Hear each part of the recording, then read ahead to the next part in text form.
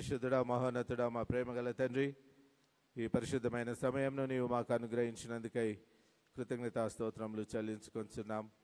రక్షక మా తండ్రి, ఈ సమయం నా నోటి మాటలు కూడి ఉంటున్నటువంటి మా అందరి యొక్క హృదయ ధ్యానం మీ దృష్టికి అంగీకారంగా ఉండునట్లు నీ స్వరాన్ని మాకు వినిపించి నీ వాక్యం చేత మమ్మను బలపరిచి మమ్మను జీవింపచేయమని, దీవించుమని, ఆశీర్వదించుమని యేసు మీ నామమునని ప్రార్థించి వేడుకొంచున్నాను తండ్రి.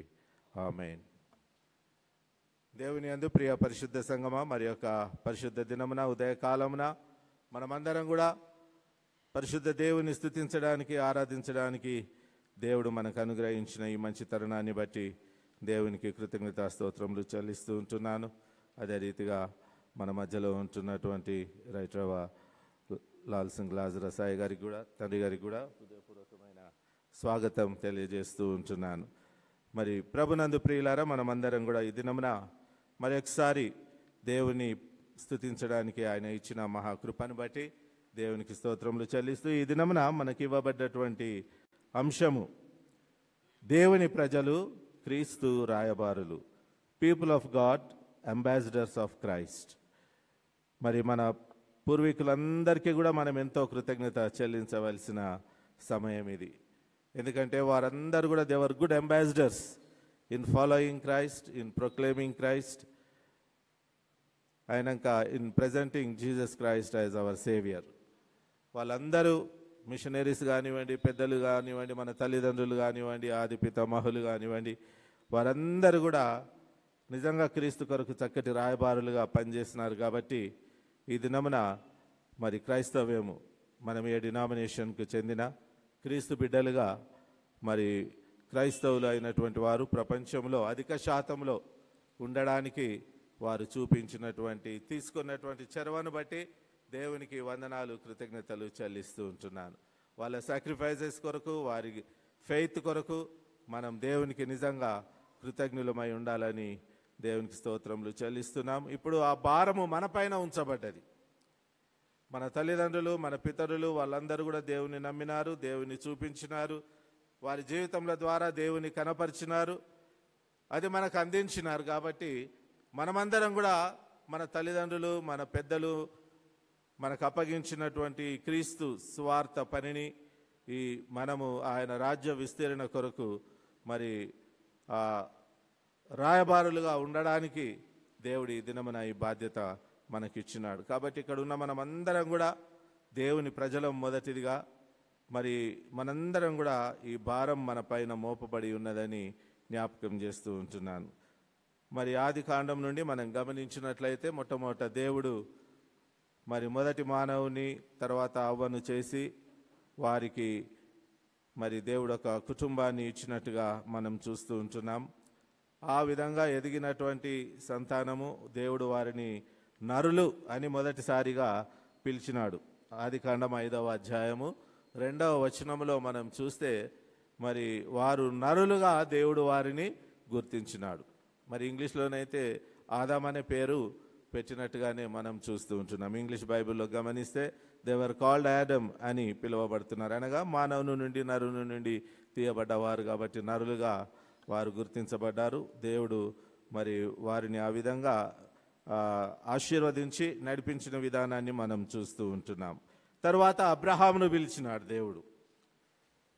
మరి అబ్రహాము అన్నిటిలో నమ్మకంగా దేవుని పైన ఆధారపడ్డటువంటి బిడ్డగా మనం చూస్తూ ఉంటున్నాం. కాబట్టి అబ్రహామును పిలిచి, నీవు నీ దేశమును, నీ స్వదేశమును, నీ పితరులను, నీ బంధువర్గాన్ని, నువ్వు సమస్తమును కూడా విడిచిపెట్టి నీవు నన్ను వెంబడించుమంటాడు. కాబట్టి అబ్రహాము ఎంతో విధేయత చూపి దేవుడు ఎక్కడికి చూపిస్తే అక్కడ కానానుకు అంటే నడుచుకుంటూ గుడారాలు వేసుకుంటూ వెళ్ళినటువంటి సమూహము, సమాజముగా మనం చూస్తున్నాం. అనగా ఇక్కడ దేవుడు ప్రజల్లో నుండి అబ్రహామును ప్రత్యేకించి అబ్రహాము సంతానాన్ని, కుటుంబాన్ని ఆయన నడిపించిన విధానాన్ని మనం చూస్తున్నాం. కాబట్టి వారు ఒక స్థలం నుండి ఒక స్థలానికి వెళ్ళేటటువంటి వారు కాబట్టి వారిని ఆ దినాలలో ఏమని పిలిచినారంటే హెబ్రీయులు అని పిలిచినారు.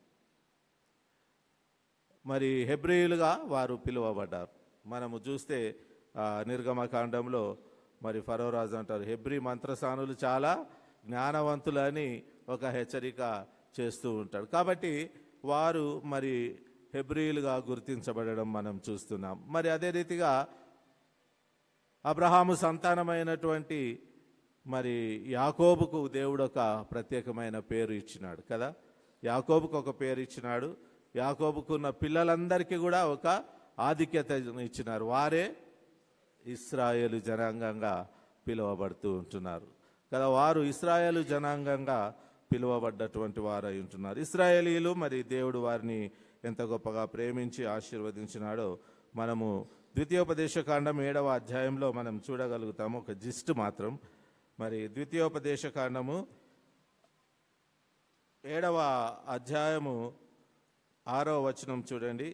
నీవు నీ దేవుడైన యెహోవాకు ప్రతిష్ఠిత జనము. ఈ ఇశ్రాయేలు జనం అనేటటువంటి వారు ఎటువంటి జనం అంటే వారు దేవునికి ప్రతిష్ఠితులైనటువంటి వారని జ్ఞాపకం చేయబడుతున్నాం. రెండవది ఏంటిదంటే నీ దేవుడైన యెహోవా భూమి మీద నున్న సమస్త జనముల కంటే నిన్ను ఎక్కువగా ఎంచబడ్డటువంటి వారు, ప్రతిష్ఠించబడ్డవారు.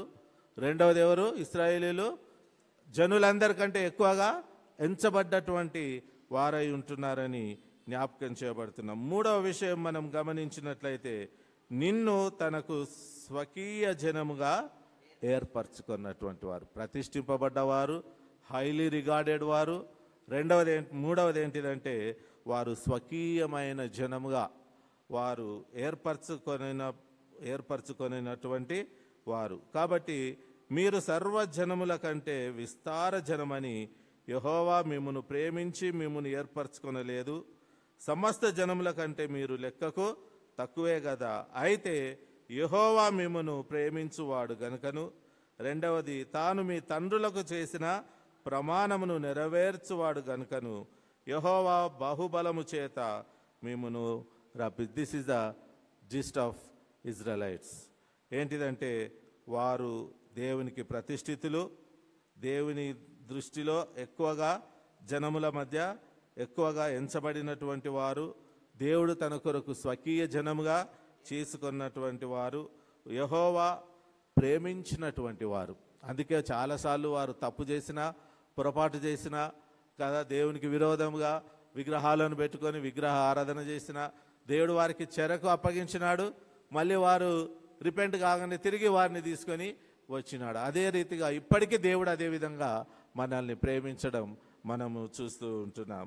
కాబట్టి యెహోవా చేత వారు ఎక్కువగా ప్రేమించబడ్డవారు. కారణం ఏంటిదంటే యెహోవా మీ తండ్రులకు చేసిన ప్రమాణమును నెరవేర్చువాడు కదా. అబ్రహాము ఇసాకు యాకోబులతో నేను మీ జనాన్ని ఇసుక రేణువుల కంటే విస్తారముగా ఆశీర్వదిస్తాను అని చెప్పిన దేవుడు మన పితరులకు ఇచ్చిన మాటను బట్టి ఇశ్రాయేలీలను ప్రేమిస్తూ వచ్చి ఉంటున్నాడు. కాబట్టి నరులు హెబ్రీయులు ఇశ్రాయేలీలుగా మారడం మనం చూస్తున్నాం. ఈ ఇశ్రాయేలీలు తిరిగి దేవుని దృష్టికి చెడు కార్యములు చేసి పడిపోయినప్పుడు, ఇశ్రాయేలు రాజ్యము పడిపోయినప్పుడు అది రెండుగా విభజింపబడ్డది. ఒకటి ఇశ్రాయేలు రాజ్యము, రెండవది యూదా రాజ్యము.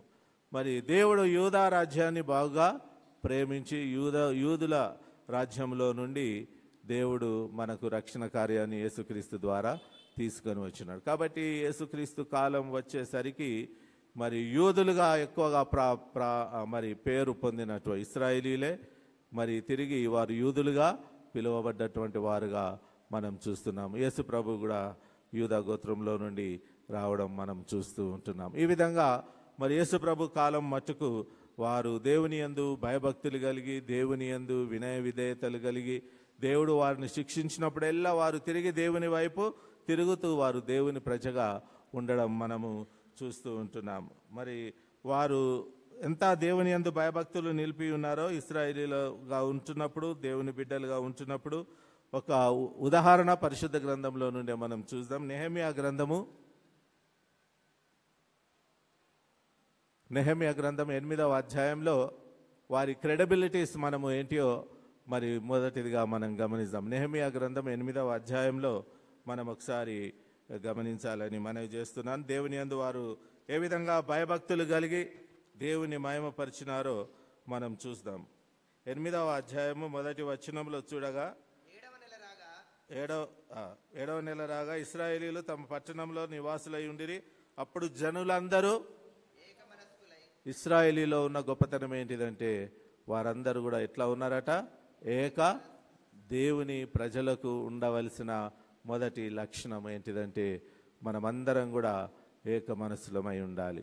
అదే ఏక మనస్సు కొరకు ప్రభువు గెత్సెమనే తోటలో కూడా అప్పగింపబడిన రాత్రి ఆయన మన కొరకు ప్రార్థన చేసినాడు. దేవా, మనము ఏకమై ఉన్నలాగున వీరును ఏకమై ఉండులాటు వీరి కొరకు ప్రార్థన చేయుచున్నాను. That they all may be one. That is our motto of Church of South India. అప్పుడు చేయబడ్డ ప్రార్థన ఇప్పటిదాకా కూడా కంటిన్యూ అవుతూ ఉంటున్నదని జ్ఞాపకం చేస్తున్నాను. కాబట్టి మొట్టమొదట వారికి ఉన్న మంచి లక్షణం ఏంటిదంటే ఏక మనసు. అందుకే 133వ దావీదు కీర్తన ఏమంటాడు?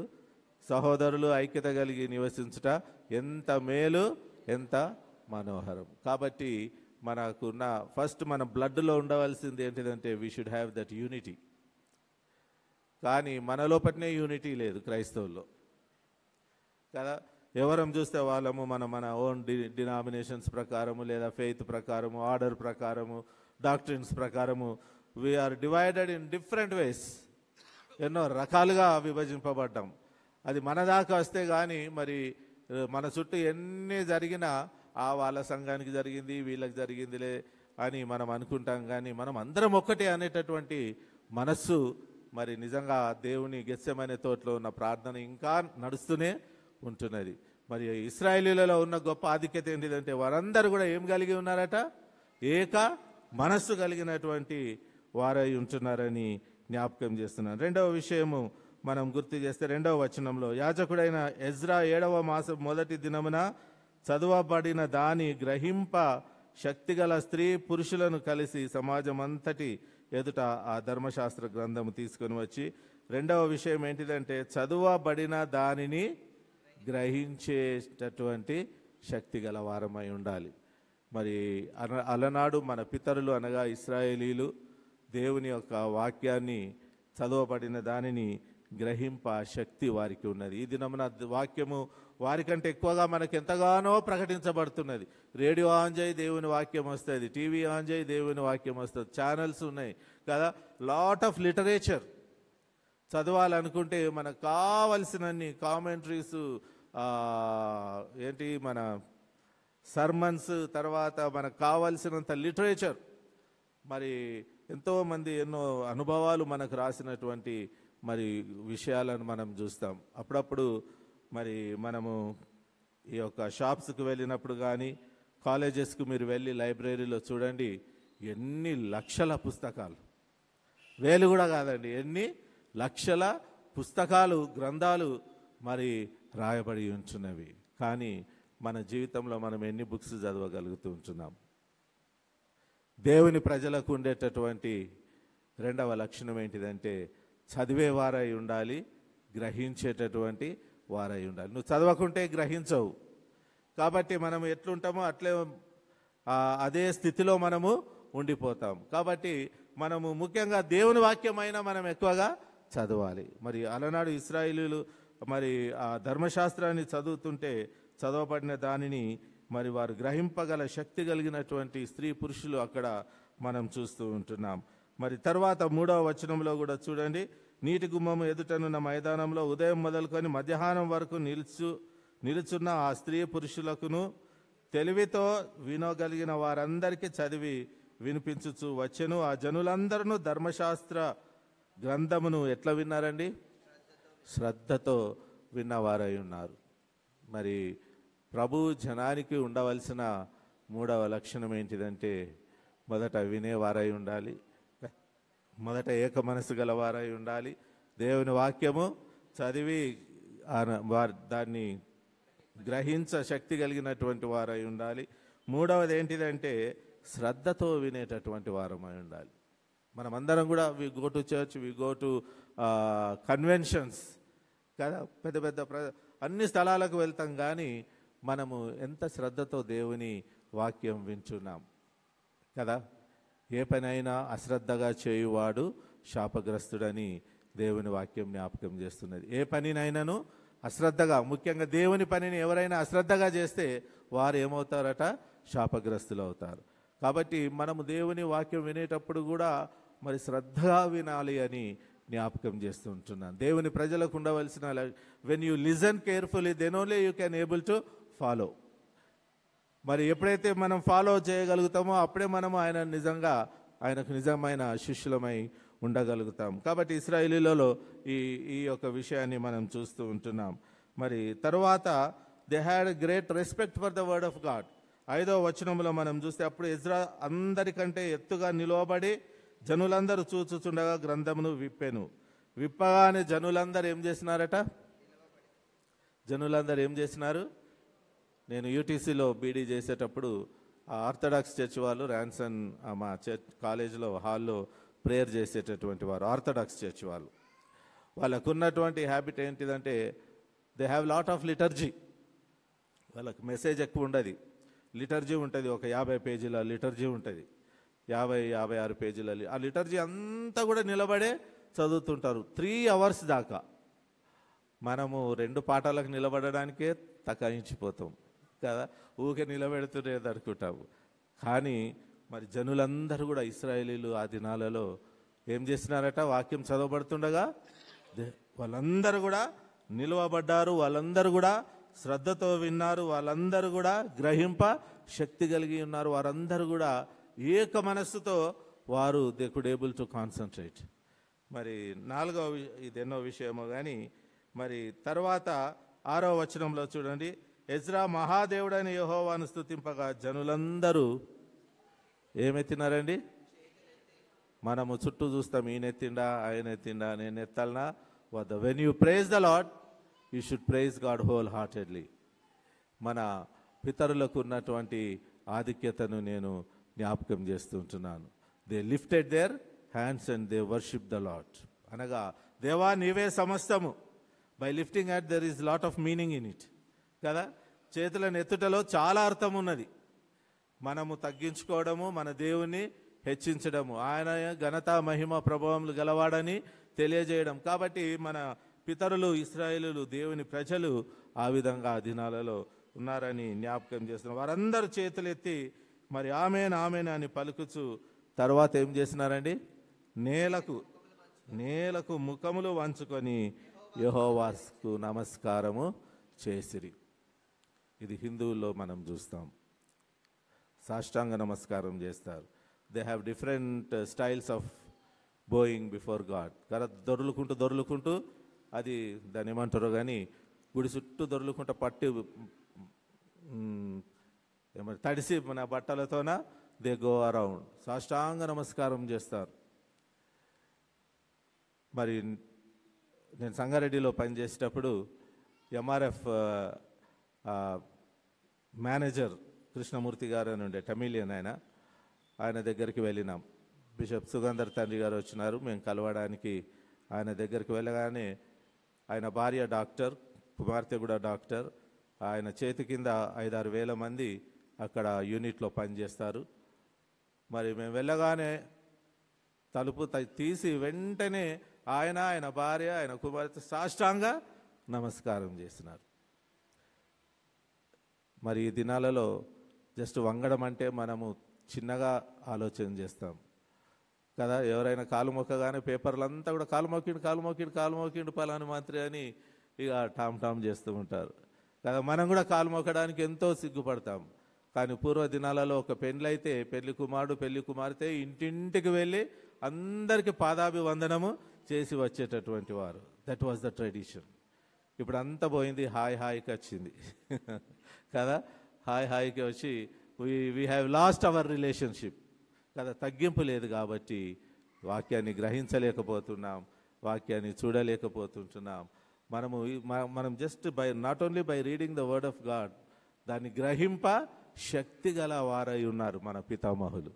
అందుకే వారు దేవుని ప్రజగా పిలువబడుతూ ఉంటున్నారు. కాబట్టి దేవుని యందు ప్రియులారా, తగ్గించుకోవడంలో తప్పేం లేదు. యేసుప్రభు ఏమన్నాడు? తను తాను తగ్గించుకొనివాడు హెచ్చించబడును, తను తాను హెచ్చించుకొనివాడు తగ్గించబడునని దేవుని వాక్యం ద్వారా మనకు జ్ఞాపకం చేయబడుతున్నది. కాబట్టి వారు నేలకు ముఖములు వేసి వంచుకొని యెహోవాకు నమస్కారము చేసిరి. కాబట్టి ఈ విధంగా మరి వారందరూ 8వ వచనంలో చూడండి, ఇటువలనే వారు దేవుని గ్రంథమును స్పష్టంగా చదివి వినిపించి జనులు బాగుగా గ్రహించినట్లు దానికి అర్థము చెప్పిరి. The word has been explain to them. తర్వాత 10వ వచనం చివరిలో చూడండి, 10వ వచనం చూడండి, మరియు అతడు వారితో ఇట్లనెను, పదండి, క్రొవ్విన మాంసము భక్షించుడి, మధురమైన దానిని పానం చేయుడి, ఇదివరకు తమ కొరకు ఏమీ సిద్ధము చేసుకొనని వారికి వంతులు పంచుడి, ఏలయనగా ఈ దినము మన ప్రభువునకు ప్రతిష్ఠితమాయను. మీరు దుఃఖపడకుడి, యెహోవా యందు ఆనందించడం వలన మీరు బలము నొందెదరు. వారు ఆ దీనత్వాన్ని చూపించారు కాబట్టి మరి తర్వాత విషయం ఏంటిదంటే వారు యెహోవా యందు బలము నొందినారు. అందుకే ఏమన్నాడంటే యెహోవా కొరకు ఎదురు చూచువారు ఏం పొందుతారండి? నూతన బలమును పొందుదురు అని జ్ఞాపకం చేయబడ్డది. కాబట్టి ఆ విధంగా వారు యెహోవా యందు ఆనందించడం వలన వారు బాగా బలం పొందినారు. 12వ వచనంలో చూడండి, ఆ తరువాత జనులు తమకు తెలియజేయబడిన మాటలన్నిటినీ గ్రహించి తినుటకును త్రాగుటకును లేని వారికి పలహారాలు పంపించుటకును సంభ్రమంగా ఉండుటకును ఎవరి ఇండ్లకు there started the charity. Christianity మరి సునామీ వచ్చినప్పుడు మన్మోహన్ సింగ్ ఒక మాట అన్నాడు, ఏంటిదంటే Christianity that is your charity అన్నాడు. Christians are known for charity. క్రీస్తునందు ప్రియులారా, ఏదో మనకి ఇవన్నీ గ్రహించకుండా ఏదో భిక్షాందేహి అన్నప్పుడు భిక్షం వేస్తే దానికి అర్థం లేదు. కానీ అర్థవంతంగా దేవుని సన్నిధానంలో దేవుని ప్రజలంగా మనము వాక్యాన్ని అర్థం చేసుకొని ఏక మనసు గలవారమై ఉండి మనము మరి శ్రద్ధతో విని సాష్టాంగ నమస్కారం చేసి అనగా తగ్గించుకొని దేవుని వాక్యానికి విధేయులమై దేవుని వాక్యాన్ని అంగీకరించి ఆ వాక్యాన్ని పంచినప్పుడు నీ దగ్గర ఉన్న సమస్తమును కూడా వారు పంచిపెట్టినట్టుగా చూస్తూ ఉంటున్నాం. మరి యేసుక్రీస్తు రాజ్యంలో సంభవించింది అదే. మీరేమి కూడా తీసుకొని పోకండి కదా, మీరేమి కూడా శిష్యులకు ఏమని చెప్పినాడు వారికి? మీరేమి, మార్కు సువార్తలో మనం చదివినాం, you don't carry anything with you, you will be taken care of by the people who trusted in the Lord. దేవుని యందు విశ్వాసం ఉంచిన జనముల ద్వారా నీవు మరి ఆ యొక్క కృపలోనికి నడిపింపబడతావని జ్ఞాపకం చేసి ఉంటున్నాడు. కాబట్టి శిష్యులు జోలే అయినను సంచి అయినను కదా ఏది కూడా తీసుకోకుండా వారు వెళ్ళినారు. దేవుడు వారి కొరకు విశ్వాసంతో ఉన్న ప్రజలను ఏర్పాటు చేసినారు. This should be the sign of the people of God. ఇది దేవుని ప్రజకు ఉండవలసిన మరి గొప్ప గుర్తులు అని ప్రభునామంలో మరి జ్ఞాపకం చేస్తున్నాను. కాబట్టి 17వ వచనంలో మనం చూస్తే, మరియు చెరలో నుండి తిరిగి వచ్చిన వారి సమూహమును పర్ణశాలలు కట్టుకొని వాటిలో కూర్చుండిరి. నూను కుమారుడైన యెహోషువ దినములు మొదలుకొని ఆది వరకు ఇశ్రాయేలీలు అలాగున చేసి లేదు. అప్పుడు వారికి బహు సంతోషము కలిగేను. మరి క్రైస్తవులు ఎవరంటే దుఃఖించేవారు కాదండి, సంతోషించేవారు. ఇది ఇశ్రాయేలీలు మనకు తెలియజేసినటువంటి విషయం. మనము నూతన నిబంధనలోనికి వచ్చినప్పుడు మరి ఇశ్రాయేలీలు యూదులుగా యూదా వంశంలో నుండి యేసుక్రీస్తు వచ్చిన తర్వాత మనమందరం కూడా క్రీస్తును వెంబడించే వారంగా మనందరిలో సంతోషం ఎప్పుడు ఉండాలని మరి జ్ఞాపకం చేస్తున్నాను. యేసు ప్రభువు కూడా దీనినే తిరిగి మనకు మరి ధన్యతల రూపంలో, అందుకే ఏమన్నాడు, నేను ధర్మశాస్త్రమును కొట్టివేయుటకు రాలేదు కానీ ధర్మశాస్త్రాన్ని నెరవేర్చుటకు నేను వచ్చి ఉన్నానని ప్రభు చెప్పినాడు. కాబట్టి తిరిగి దేవుడు దానిని నెరవేర్చడానికి మరి మన మధ్యలోనికి వచ్చి దేవుడు ఈ యొక్క చారిటీ, ఈ యొక్క హ్యూమిలిటీ మనకు నేర్పించి ఉంటున్నాడు. అందుకే ఆయన ఆ 5 రొట్టెలు 2 చేపలను అందరికీ పంచినాడు. మన అలవాటు ఏంటి? అంతా మనదే, కానీ దేవుని చిత్తం ఏంటంటే అంతా అందరిది, మనది కూడా అందరిది. అందుకే మసిదోనియా సంఘాన్ని పౌలు అప్రిషియేట్ చేస్తాడు కదా, మీరు ఇంతగా చేయుదురని నేను అనుకోలేదంటాడు. మీరు ఇంతగా చేయుదురని నేను అనుకోలేదు. క్రైస్తవులకు ఉండవలసిన లక్షణము. మరి దేవుని యందు ప్రియులారా, మరి మొదటిసారిగా క్రైస్తవులని ఎప్పుడు పిలువబడ్డారంటే యేసుక్రీస్తు తాను వెళ్తూ మనందరికి శిష్యులందరికీ ఒక ఆజ్ఞ ఇచ్చి వెళ్ళినాడు. మీరు సర్వలోకానికి వెళ్ళి సర్వ సృష్టికి నా సువార్తను ప్రకటించుచు తండ్రి కుమార పరిశుద్ధాత్మ త్రియేక దేవుని నామమున బాప్తిస్మం ఇయ్యమని చెప్పి ఉన్నాడు. కాబట్టి బాప్తిస్మం పొందిన మనమందరము ఈ దినమున దేవుని ప్రజలమై ఉన్నాం. బాప్తిస్మం ద్వారా 3 బ్లెస్సింగ్స్ మనకు పొందుతాం. మొదటిది ఏంటిదంటే బాప్తిస్మం ద్వారా మనమందరము దేవుని పిల్లలుగా చేయబడుతున్నాం. By virtue of our baptism we all are children of God. ఆరాధన క్రమంలో కూడా మీరు చూడండి, అవే 3 మాటలు రాయబడి ఉంటాయి. బాప్తిస్మం ద్వారా మీరందరూ దేవుని పిల్లలుగా చేయబడుతూ ఉంటున్నారు. రెండవది ఏంటిదంటే బాప్తిస్మం ద్వారా మీరందరూ దేవుని పిల్లలు కాబట్టి దేవుని రాజ్యాన్ని మీరు స్వతంత్రించుకుంటారు. You become the inheritance of the kingdom of God. దేవుని రాజ్యాన్ని సంతరించుకునే కృప దేవుడు మనకు ఇచ్చి ఉన్నాడు. మూడవది ఏంటిదంటే by virtue of your baptism you have become the part of the body of Christ. నీవు దేవుని యొక్క సంఘములో శరీరములో అవయవముగా ఉంటున్నావు. అనగా నువ్వు కూడా దేవుని రాజ్య విస్తీర్ణ కొరకు రాయబారిగా పని చేయవలసినదే, తప్పించుకునే వీలు లేదు. నువ్వు పాట పాడైతే పాడుట ద్వారా దేవుని రాయబారిగా ఉండాలి, ప్రార్థించే వారం అయితే ప్రార్థించే వారముగా, మరి పనిచేసే వారమైతే ఏ పనిలో ఉన్నా దేవుడు ఎక్కడ నిన్ను ఉంచినా you are the ambassador of Christ. ఆ స్థలంలో నీవు దేవుని మహిమ కొరకు పనిచేయు బిడ్డ అయి ఉండాలని జ్ఞాపకం చేస్తూ ఉంటున్నాను. నీ ద్వారా నీ చుట్టూ ఉన్న పనివారికి దేవుడు కనబడాలని ప్రభునామంలో జ్ఞాపకం చేస్తున్నాను. ఈ దినాలలో చాలామంది చాలా రీతిలుగా తమ దేవుళ్ళను చూపించుకుంటారు. బై వేరింగ్ డ్రెస్ కదా, by keeping marks, they are identified and they show their God. మరి how you are showing your God to others? నీవు అన్యులైన వారికి నీ దేవుని ఏ విధంగా నీవు చూపిస్తూ ఉంటున్నావు? దేవుడు ఈ దినమున మనల్ని ప్రశ్నిస్తూ ఉంటున్నాడు. దేవుని ప్రజలు క్రీస్తు యొక్క రాయబారులు. క్రీస్తునందు ప్రియులారా, మరి దినమున చదవబడ్డటువంటి వాక్యంలో యెహోషువతో చెప్తాడు, భయపడకుము జడియకుము, నేను నీకు తోడై ఉన్నాను కదా. ఈ దినమున ఆ దేవుడు మనందరికీ తోడుగా ఉన్నాడని జ్ఞాపకం చేస్తున్నాను. పౌలు పత్రికల్లో జ్ఞాపకం చేస్తారు, అయ్యా మేము మనుషులకు ఎట్లా కనబడ్డా కదా, మేము మాత్రము మరి దేవుని పని వారమని ఆయన జ్ఞాపకం చేస్తున్నాడు. జాగారాలలో, కొట్టుటలో, తిట్టులో, మరి ఆకలితో ఉండుటలో అన్నిట్లో మేము ఎరుగుదుము, అన్నిటి యందు దేవుని ప్రేమను మేము చూపించు వారమై ఉన్నామని పత్రికల పాఠంలో మనం చదివిన మాటలు గుర్తు చేస్తూ ఉంటున్నాయి. మరి సువార్తలో యేసు ప్రభు చెప్పినాడు, మీరు వెళ్ళేటప్పుడు ఏది కూడా తీసుకొని వెళ్ళకుడి, నా దేవుడు నా నీడ్స్ అన్నీ సప్లై చేసేవాడని జనులు నిన్ను చూసి తెలుసుకోవాలని ప్రభు మనకు జ్ఞాపకం చేస్తూ ఉంటున్నాడు. Are we so dependent on God? మనం అంతగా దేవుని పైన ఆధారపడుచున్న వారమై ఉంటున్నామా? మరి అందుకే అన్నాడు 125వ దావీదు కీర్తనలో, యెహోవాను నమ్ముకొని వారు ధన్యులు, యెహోవాను నమ్ముకొని వారు ధన్యులు. యెరూషలేము చుట్టూ పర్వతములు ఉన్నట్టు ఇది మొదలుకొని నిరంతరము వారి చుట్టూ దేవుని దూతలు తోడుగా ఉంటారు. మరి ఆ దూతలే, ఆ దేవుడే మనకు సమస్తమును సమకూర్చి మనకు సహాయం చేస్తాడని జ్ఞాపకం చేస్తున్నాను. కాబట్టి ఈ దినమున దేవుని ప్రజలుగా మనము మరి by virtue of your baptism you are becoming child of God. రెండవది ఏంటిదంటే రోమా పత్రికలో చెప్తాడు, దేవుని ఆత్మచేత ఎందరూ నడిపింపబడతారో వారందరూ కూడా దేవుని పిల్లలై ఉంటారు. You should be led by the spirit of God. నీ సొంత ఆలోచన, నీ సొంత ఉద్దేశంలను బట్టి కాదు, కానీ నీవు దేవుని ఆత్మచేత నువ్వు నడిపించబడాలని జ్ఞాపకం చేస్తున్నారు.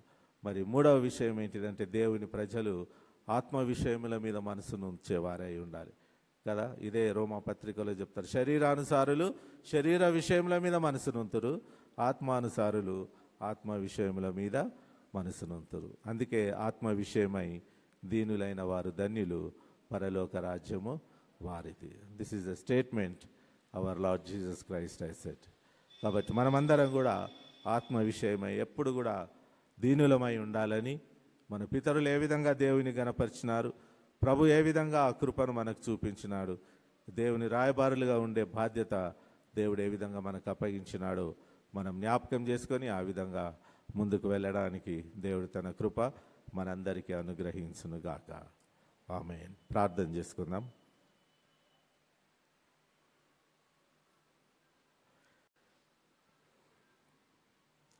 దేవా, మా ప్రియ పరలోకపు తండ్రి,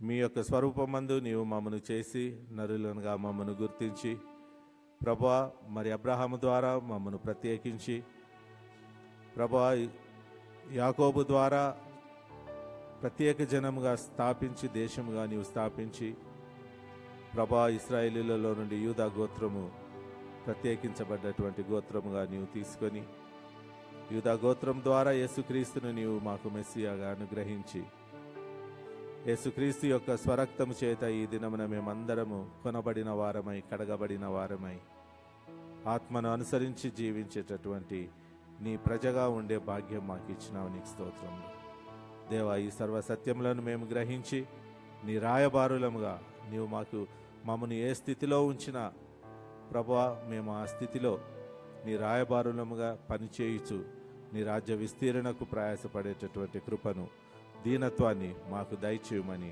నిన్ను ప్రార్థిస్తున్నాం. మేము నీ రాయబారులమనేటటువంటి సత్యాన్ని గ్రహించే మనోనేత్రములను మాకు దయచేయమని నిన్ను ప్రార్థిస్తూ ఉంటున్నాం. మేము ఏ పనిలో ఉన్నా, సేవకులంగా ఉన్నా, అధ్యాపకులంగా ఉన్నా, మెడికల్ మినిస్ట్రీలో ఉన్నా, గవర్నమెంట్ మినిస్ట్రీలో ఉన్నా, ప్రైవేటు ప్రభువా పనులలో మేమున్నా, ఎక్కడున్నాను మేము క్రీస్తు రాయబారులం. మమ్మను చూచిన వారు మాలో ఉన్న క్రీస్తును చూచినట్లు నీ యొక్క సహాయం మాకు దయచేయమని నేను ప్రార్థిస్తూ ఉంటున్నాం. ఈ దినమున ఆ యొక్క కమిట్మెంట్తో, ఆ తీర్మానంతో నేను ఇప్పటి నుండి దేవుని రాయబారిగా నేను ఎక్కడున్నా I live for Christ and I die for Christ. బ్రతుకుట క్రీస్తే, చావైతే లాభమని పౌలు చెప్పినట్టుగా మేము కూడా ఈ దినం నుండి క్రీస్తు కొరకు ఒక నూతన రాయబారులముగా ఉండడానికి నీ కృపను మా అందరికీ దయచేయమని యేసు మీ నామముననే ప్రార్థించి వేడుకొంచున్నాను తండ్రి. ఆమేన్. ఇప్పుడు ప్రకటనలు చేయబడతాయి.